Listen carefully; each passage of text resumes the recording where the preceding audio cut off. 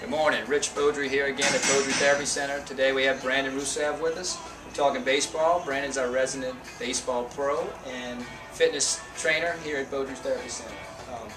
Brandon, spring, my kid's wanting to start playing baseball. I don't want him to get hurt.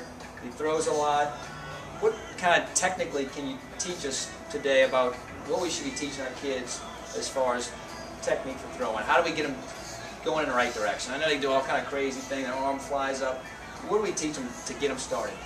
Well, you're right. A lot of times when you see younger kids start to throw, they kind of do whatever comes natural. Sometimes that's not the best thing or a proper technique to throw a baseball. So when you're looking at a kid throwing, first things you'll usually see with a kid, when he takes the ball out of his glove, the first thing he does is kind of what I'll call platter the ball up top above his arm. From here, if you platter the ball too early and you start to move forward to throw, just like you'll see here, I'm creating a lot of resistance or drag on my arm before I actually extend the ball. So one of the first things you want to look for is that exact thing, plattering the ball too early. So a way to avoid that and create less drag on the arm and tension to avoid injury is your first move should be more of a shoulder blade pinch instead of lifting the ball up. The ball shouldn't come up to its peak until you're actually moving through motion. So when we do this exercise, we're going to lift the elbows, or when we throw a baseball, I should say, we're going to lift the elbows, pinching through the shoulder blades to get the elbows up. From here, that's when the ball should start to rotate and move up to the top through our throwing motion in motion, not necessarily bringing it up top and dragging it across. So with that, you also want to remember that glove has a big part to do with throwing. It's not just there just for catching, it helps create proper motion in our shoulders as we move forward to throw the ball. So once we lift the elbow, not only are we lifting that back elbow with the ball, we're lifting the front. From here, when we lift that ball up, we're turning the glove in front of our chest to stop us from continuing to rotate. That arm acts as a bit of a stopper to keep our ball moving forward when we throw. Kind of a pivot.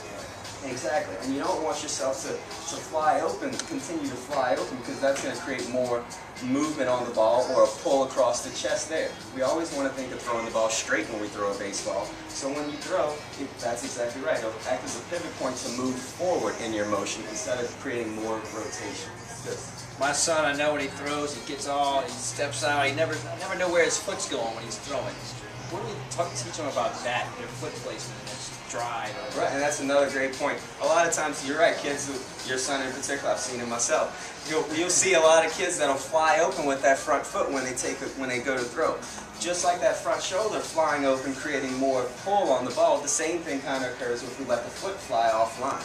When you're making a throw, you want to make sure your feet are moving directly to your target. So if I'm throwing the ball to the camera, I want to make sure that step's heading that same direction and not flying offline, so it allows my shoulders and my point of aim to be direct and on line. That'll make a big difference in accuracy in throwing, and as well as lifting the elbows to pinch through the shoulders and move forward opposed to flattering the ball.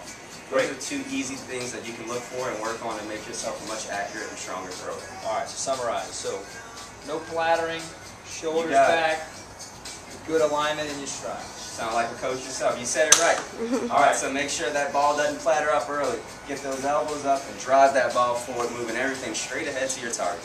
Dads, kids, anybody looking for more information? This is your guy, Brandon Rousseve. Thanks.